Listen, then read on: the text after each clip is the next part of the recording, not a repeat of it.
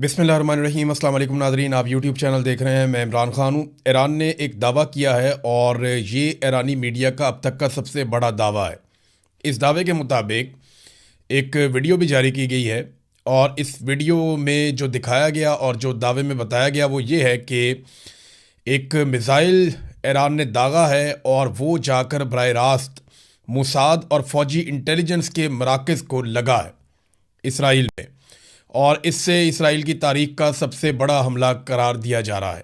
ये अभी दावा है, इसकी तफसीलात हमारे सामने आएंगी तो मैं चीज़ें आपके सामने रख दूंगा, लेकिन ये वीडियो मेरे सामने मौजूद है। इस वीडियो को मैं देख रहा हूँ तो ये नाजरीन अब तक का एक बड़ा हमला रिपोर्ट हुआ है। अभी कुछ कह नहीं सकते क्योंकि जंग के दिनों में आपको पता है कि दोनों तरफ से बाद का झूठी खबरें या ऐसी खबरें आ रही होती हैं जिन्हें प्रोपेगेंडा टूल के तौर पर इस्तेमाल किया जा रहा होता है, लेकिन बहुत सारी चीज़ों की तस्दीक हो जाती है।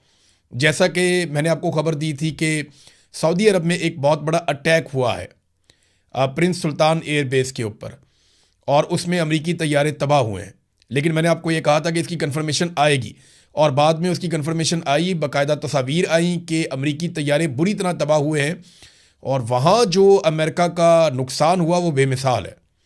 यानी $1 अरब से महंगा उनका एक ऐसा तैयारा तबाह हो गया जिस पे उनकी एयरफोर्स इन्हिसार करती है, और उसके अलावा उनके बहुत सारे ऐसे तैयारे तबाह हो गए या जुज़वी तौर पे उनको नुकसान पहुंचा, फ़ौजियों को नुकसान पहुंचा। ये रीफ्यूलिंग के लिए तैयारे इस्तेमाल होते थे। बहरहाल एक और बड़ी खबर है, इस खबर को अगर आप उस तरह समझेंगे जैसे मैंने समझा तो आपको बाद वक़्त हंसी भी आएगी। अरब ममालिक ने ज़ेलेंस्की को बुलवाया। अब यूक्रेन की लड़ाई चल रही है रशिया के साथ, लगभग 4 साल हो गए। 2022 के फरवरी में ये लड़ाई शुरू हुई थी, गालिबन 3 फरवरी को 2022 में ये लड़ाई शुरू हुई और ये लड़ाई तब से लेकर चल रही है आज तक, तो 4 साल से ज़्यादा हो गए हैं। इसमें रशिया ने बहुत सारे इलाकों पे कब्जा कर लिया है और यूक्रेन को पूरी दुनिया की सपोर्ट मिल रही है।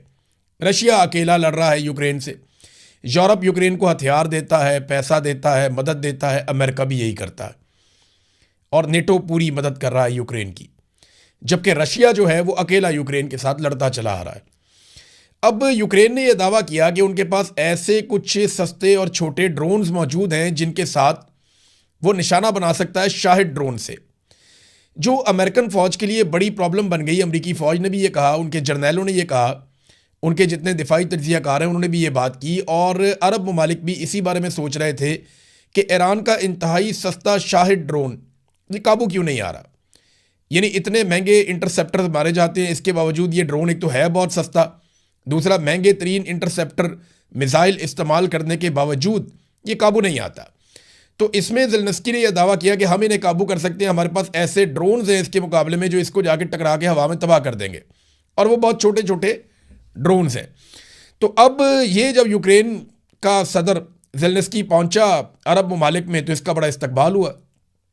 इसने सबसे पहले सऊदी अरब के साथ मुआहदा किया, फिर ये यूएई चला गया, फिर ये कतर चला गया। इन तमाम ममालिक के साथ ये दिफाई मुआहदे करता चला जा रहा है। इसकी अपनी जंग लगी हुई है और वहाँ पे ये पूरी दुनिया से मदद लेकर लड़ाई लड़ रहा है, और दूसरा ये अरब ममालिक के साथ मुआहदे कर रहा है। गालिबन ज़ेलेंस्की को ऐसा लगता है कि ये मौका है कि कुछ पैसे कमाए जा सकते हैं, ये मौका है कि कुछ रिकवरी की जा सकती है, क्योंकि बहुत बुरी हालत हुई है इनकी जंग के दौरान और इन्होंने पूरी दुनिया से माल भी लिया, पैसा भी लिया, हथियार भी लिए। और अब हुआ ये कि यूक्रेन वहाँ पे जो इमदाद लेकर गया इब्तदाई तौर पे, जो एक खबर आई है मुख्तलिफ मीडिया के अंदर ये खबर छपी है, और ख़बर ये बता रही है कि ईरान ने एक मिलिट्री वेयर हाउस है यूएई में, उसके ऊपर अटैक किया और उसको तबाह कर दिया। इस मिलिट्री वेयर हाउस में यूक्रेन के ड्रोन्स और दिफाई निज़ाम पड़ा हुआ था जिसे लाकर अरब ममालिक को बचाना था, और यहाँ पे 21 यूक्रेनी फ़ौजी भी मौजूद थे। और ये बाकायदा आलमी मीडिया ने कहा कि जो फ़ौजी मौजूद थे इनके बारे में नहीं कहा जा सकता कि ये कत्ल हो गए या बच गए, लेकिन ये वहाँ पे मौजूद थे। और जो ड्रोन्स और फ़िज़ाई दिफाई निज़ाम यूक्रेन ने दावा किया था कि वो अरब ममालिक को बचाएगा, उसका बहुत बड़ा नुकसान हो गया। तो देखें, अब ख़ातमैन हरमैन शरीफैन के साथ जब पाकिस्तान मुआहदा करता है तो कहा जाता है कि हम जा रहे हैं मक्का और मदीना की हिफाजत करने के लिए, हमारे लिए बड़ा मुकद्दस हो जाता है। लेकिन अमेरिका के साथ भी वो दिफाई मुआहदा करते हैं, तो क्या उनके लिए भी वो उतना ही मुकद्दस है? वो एक दिफाई मुआहदा करते हैं ज़ेलेंस्की के साथ, तो क्या ज़ेलेंस्की को अल्लाह रब्बुल इज़्ज़त ने ये सआदत दे दी है कि वो अब हरमैन शरीफैन की हिफाजत करेगा? देखिए, ऐसा नहीं है। हर मुसलमान जो है वो अपने अकीदे के मुताबिक हरमैन शरीफैन की हिफाजत करता है, चाहे वो ईरानी है, चाहे पाकिस्तानी है, चाहे वो फ़लस्तीनी है, चाहे वो इंडियन है, कहीं पे भी है, जहाँ पे भी मुसलमान है उसका लगाव है, मजहबी लगाव है उसका, और उसके जज्बात हैं उस तरफ। ये ममालिक और वहाँ के जो हुक्मरान हैं, ये उनके मामलात हैं और उनके दिफाई मामलात हैं, और ये प्रोफेशनल ताल्लुकात हैं ममालिक के बीच में। तो इसको मज़हब का टच दे के पाकिस्तानियों को हमेशा बेवकूफ़ बनाया गया। कभी कश्मीरियों का, हमारे मुसलमान बहन भाई ज़्यादती हो रही है, हम कश्मीर आज़ाद करवाने जा रहे हैं। 70 साल हो गए सुन सुन के कश्मीर उधर ही है, और इतना बजट हमने दे दिया, इतना हमने खून पसीना अपना पेट काट काट के इतने हथियार बना लिए, कश्मीर का 1 इंच फतह नहीं हुआ।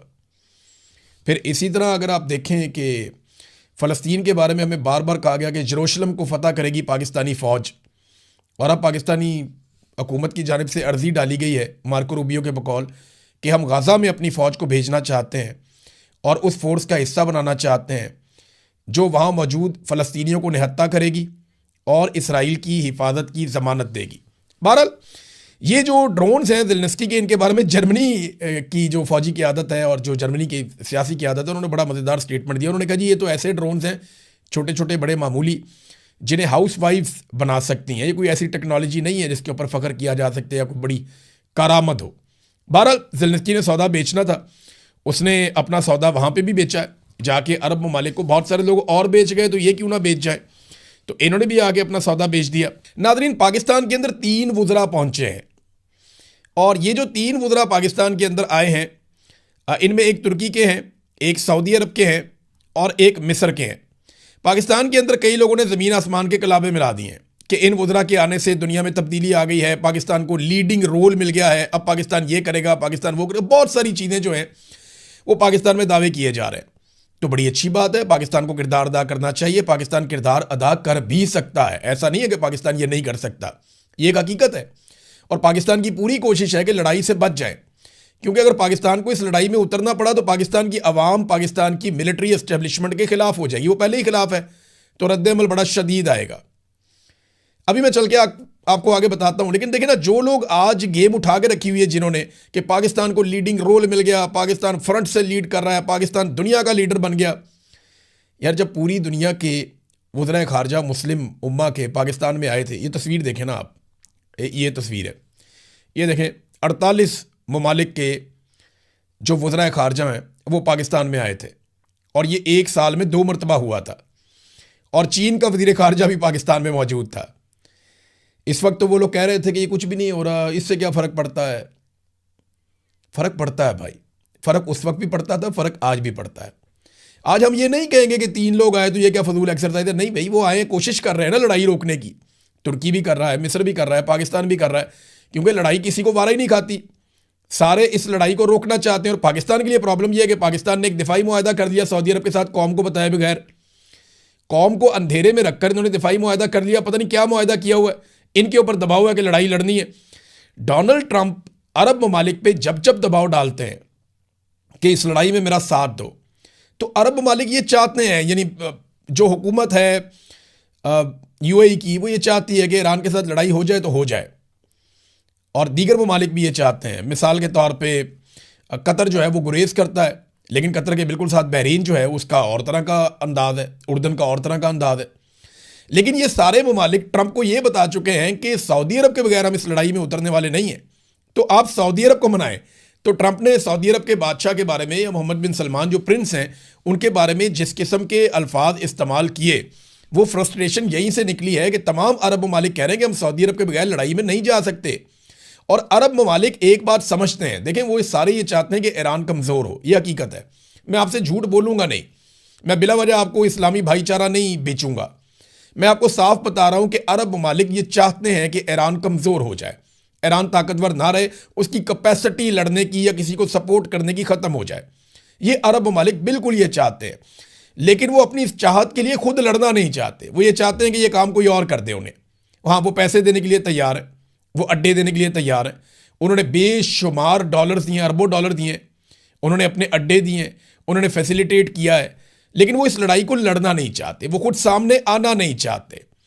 और देखें, वो इसकी एक और रीज़न भी है ना, इसके ऊपर एक अवामी रद्द-ए-अमल भी आएगा कि खलीजी ममालिक या गल्फ़ के ममालिक जो हैं वो इसराइल के साथ मिलकर ईरान पे हमलावर हों, तो एक अवामी रद्द-ए-अमल वहाँ भी आएगा, और पाकिस्तान अगर शामिल हो जाएगा तो पाकिस्तान के साथ भी आएगा।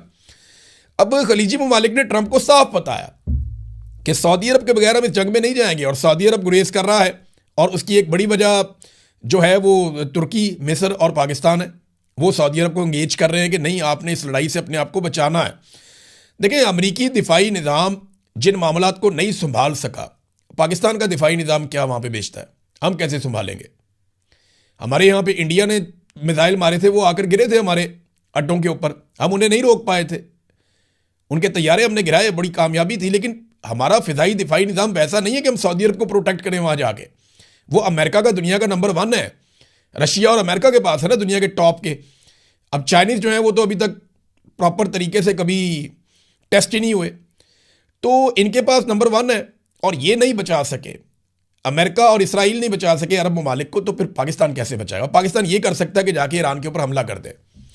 अब उस हमले के नतीजे में जो पाकिस्तान के अंदर होगा वो पाकिस्तान की एस्टेब्लिशमेंट अच्छी तरह जानती है। तो अमेरिका के डोनाल्ड ट्रंप जो है वो मामले की संगीनी को समझ नहीं रहे, और समझने से शायद कासिर हैं, वो लगातार गलतियां कर रहे हैं और दुनिया को एक खतरे की तरफ धकेलते चले जा रहे हैं। डोनाल्ड ट्रंप बिल्कुल वैसे ही रिएक्ट कर रहे हैं जैसे पाकिस्तान की मिलिट्री एस्टेब्लिशमेंट ने किया। पाकिस्तान की मिलिट्री एस्टेब्लिशमेंट ने सिर्फ अपनी ज़ाती बका और अपने फ़ायदे और अपने इक़्तिदार और अपनी ताकत के बारे में सोचा, और पाकिस्तान को तबाही और बर्बादी से दो चार कर दिया, हर चीज़ को उधेड़ के रख दिया, सिर्फ अपने आप को बचाया। डोनाल्ड ट्रंप भी अपने आप को, अपनी सियासत को बचाने के लिए अमेरिका को और पूरी दुनिया को खतरे में डाल रहा है। अमेरिका की चौधराहट तो उसने मलियामेट कर दी है, अब पूरी दुनिया को एक खतरे में डाला हुआ है, और दुनिया इस खतरे को समझ रही है। दुनिया में जितने समझदार लीडर हैं, जितने बड़े लोग हैं, जितने लोग दिफा को समझते हैं, वो सारे लोग लगातार ये कह रहे हैं कि आप आग से खेल रहे हैं। अगर ये जंग फैल गई तो ममालिक ने पहले से तय किया हुआ है कि कौन कहां खड़ा होगा, और कई ममालिक ने तय किया हुआ है कि उन्हें किस सूरत में न्यूट्रल रहना है, इस लड़ाई से बाहर रहना है। तो अगर ये लड़ाई फैल गई तो ये लड़ाई बहुत लंबी जाएगी और पूरी दुनिया को इसका खुमियाजा भुगतना पड़ेगा। देखिए, खलीजी ममालिक का नुकसान कोई छोटा नहीं है। आबनाए हुर्मत से क्या कुछ गुजरता है इसका अंदाज़ा आप यहाँ से लगा लें। एक साबिक सफ़ीर हैं जौहर सलीम साहब, उन्होंने ये इन्फॉर्मेशन दी है। मारिया मेमन साहबा के साथ बैठे थे, उन्होंने ये इन्फॉर्मेशन दी। उन्होंने कहा जी यहाँ खाली तेल नहीं गुजरता, दुनिया का 20% तेल तो चलो यहाँ से गुजरता है, दुनिया की 31% गैस भी यहीं से गुजरती है आबनाए हुर्मत से। दुनिया का 34% फर्टिलाइज़र जो खाते हैं वो भी यहाँ से गुजरती हैं, और ये भी रुकी हुई हैं। और अगर ये मामला ऐसे ही रुके रहते हैं तो दुनिया में कहत आ सकता है। बहुत सारे ममालिक का इन्हिसार है इस फर्टिलाइज़र के ऊपर, इस फ्यूल के ऊपर, इस गैस के ऊपर, और अगर ये नहीं जाता तो ज़रूरी ज़मीनों को बहुत नुकसान हो जाएगा और फूड सिक्योरिटी के प्रॉब्लम पैदा हो जाएंगे।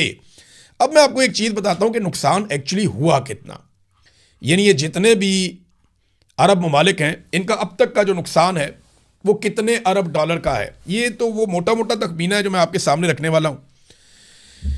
नंबर 1, इनका जो नुकसान हुआ वो इनकी जो बंदरगाहों की आमदन है उसका जो नुकसान है वो तकरीबन कोई 14.5 अरब डॉलर का नुकसान एक महीने की लड़ाई में हो गया।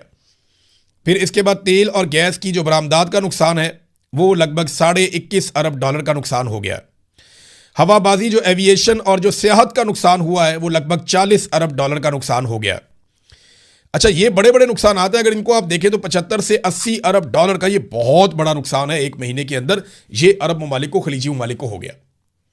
अब इसके अलावा जो उनकी गुडविल है, यानी यूएई के अंदर जिस तरह कीमतें नीचे गई हैं प्रॉपर्टी की, उनका रियल स्टेट का बहुत बड़ा बिजनेस है, लोग वहाँ से पैसा निकाल कर भाग रहे हैं और ये अरबों डॉलर है, ये नुकसान अलग है। यानी यूएई ने, पाकिस्तान एक गरीब मुल्क है, कमज़ोर मुल्क है, ज़्यादा पैसा पाकिस्तान से नहीं जाता, तो यूएई ने पाकिस्तान के मामले में एक बैरियर लगा दिया था कि जो ज़्यादा पैसा लेकर आए, अमीर आदमी हो, ताकतवर आदमी हो, इन्फ्लुएंशियल आदमी हो, उनके लिए वीज़े मिल रहे थे। ज़्यादातर पाकिस्तानियों के लिए उन्होंने वीज़े बंद कर दिए थे। वजूहात अलग अलग हो सकती है, कुछ वजूहात हैं ये वहाँ जाके मांगना शुरू हो जाते हैं, कुछ वजूहात हैं वहाँ जाके फ्रॉड भी करते हैं लोग, कुछ वजूहात हैं वहाँ जाके प्रॉस्टिट्यूशन और अजीबोगरीब धंधों में भी लोग अब अजीब अजीब कहानियाँ छोड़ें। लेकिन ये है कि यूएई ने बहुत सारे पाकिस्तानियों के वीज़े बंद कर दिए थे। बहुत सारे ऐसे लोग हैं जो बड़े काबिल एहतराम हैं, उन्हें वीज़े नहीं मिल रहे थे, लेकिन अचानक से यूएई ने वीज़े खोल दिए और अब पाकिस्तानियों को हैरानकुन तौर पे वीज़े मिल रहे हैं। वजह यह है कि यूएई से लोग निकल रहे हैं और वो ये चाहते हैं कि लोग यूएई के अंदर दाखिल हों ताकि एक डाटा जारी किया जाए कि जनाब इन हालात के बावजूद बड़े पैमाने पे और बड़ी तादाद में लोग यूएई में आ रहे हैं। इसीलिए एक दिन आपने देखा कि यूएई के जो बादशाह हैं वो निकले और कॉफ़ी पीने के लिए मॉल ऑफ दुबई में गए थे और जाकर उन्होंने वहाँ पे कॉफ़ी पी थी ताकि वो ये तासुर दें कि दुबई में कुछ नहीं होने जा रहा। और उसके बाद दुबई के एयरपोर्ट के ऊपर अटैक होता है और अभी भी दुबई के ऊपर अटैक्स हो रहे हैं। नाजरीन, एक खबर मैं आपको बताता हूँ और देखें आप कितनी तकलीफ खबर है। अमेरिकी चैनल है CNN, उसकी टीम के ऊपर हमला किया, इसराइल की जानिब से हमला किया गया और उस हमले के नतीजे में इसराइली आर्मी चीफ ने फौज की पूरी बटालियन मुअत्तल कर दी कि जनाब CNN के सहाफ़ियों पे हमला क्यों किया। ये एक फोटोग्राफर था और इसको पकड़ा, इसका कैमरा तोड़ा, इसके गले से पकड़ के इसको दबाया और 2 घंटे तक हिरासत में रखा इनकी टीम को। और इस 2 घंटे की कीमत, गले से पकड़ने की कीमत और एक कैमरा तोड़ने की कीमत ये चुकानी पड़ी इसराइली फौज को कि आर्मी चीफ ने पूरी की पूरी बटालियन जो है वो मुअत्तल कर दी इसराइली फौज की, क्योंकि अमेरिकी मीडिया था। और अब आपको एक फैक्ट बताऊं मैं, ये अल जज़ीरा की रिपोर्ट है, CNN पे भी छपी है, बाकी तमाम बड़े मीडिया के ऊपर ये आ चुकी है। वो रिपोर्ट ये कहती है कि 2025 में टोटल दुनिया के अंदर 129 सहाफ़ी कत्ल हुए, 129। उनमें से 2/3 यानी हर 3 में से 2 सहाफ़ी इसराइल ने मारे हैं। 84 जर्नलिस्ट यानी 65% से ज़्यादा दुनिया के सहाफ़ी 2025 में इसराइल ने कत्ल किए हैं, लेकिन आज तक इस बारे में कुछ भी नहीं हुआ। अभी हाल ही में ये तस्वीर देखें आप, 2 जर्नलिस्ट हैं, ये लबनान के अंदर शहीद कर दिए गए। एक और जर्नलिस्ट हैं इनके साथ, वो भी शहीद कर दिए गए। इनमें एक अली शुएब है और एक फातिमा है। इन्हें वहाँ पे धमाके के अंदर मारा गया है और इनकी वीडियोस बाकायदा मौजूद हैं। तो सहाफ़ियों को कत्ल किया जा रहा है इसराइल की जानिब से, कोई पूछने वाला ही नहीं है, कोई जवाब सवाल ही नहीं है। लेकिन एक तरफ अमरीकी सहाफ़ी है तो हल्का सा पकड़ लिया तो उसके ऊपर पूरी की पूरी बटालियन मुअत्तल हो गई। तो अमेरिकन क्या आसमान से उतर कर आए हुए हैं?